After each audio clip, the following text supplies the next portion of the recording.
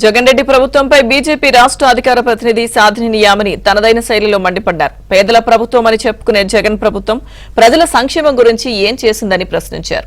ప్రధాని మోదీ చిలకలూరుపేటకు వస్తే 5 పోలీసు బలగాలు ఇచ్చి జగన్ సొంత జిల్లా కడపకు వెళ్లినప్పుడు 13 పోలీసు బలగాలను పెట్టుకోవాల్సిన అవసరం ఏముందన్నారు. వైఎస్ఆర్సీపీ పాలన సరిగా లేకే జగన్ ప్రజలకు వచ్చేందుకు భయపడుతున్నారని యామిని ఎద్దేవా చేశారు.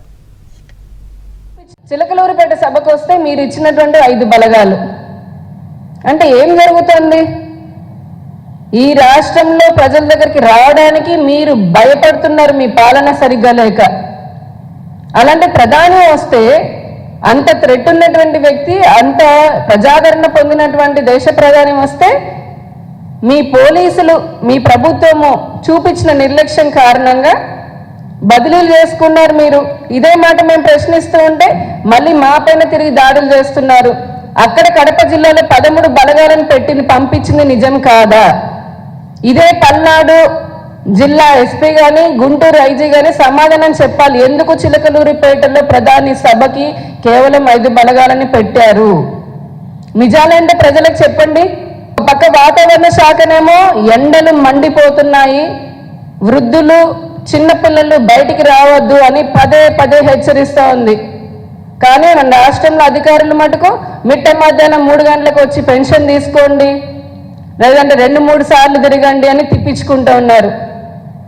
ఈ రోజున పోతున్నటువంటి ప్రాణాలు, వాటికి ఎవరు బాధ్యత తీసుకుంటారు? మళ్ళీ దీన్ని కూడా రాజకీయం చేస్తున్నారు.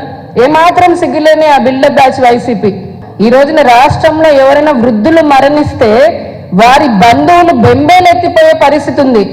వాళ్ళలో ఎక్కడ వైసీపీ వాళ్ళు వచ్చి ఎత్తుకొని వెళ్ళిపోతారో బాబాయ్ అని చెప్పని తొందరగా కార్యక్రమం చేసేసేయండి అన్న పరిస్థితికి వచ్చింది.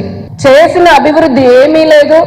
ఎక్కడ చూసినా గుంతల రోడ్లు, ఒక పరిశ్రమ లేదు, ఉపాధి లేదు.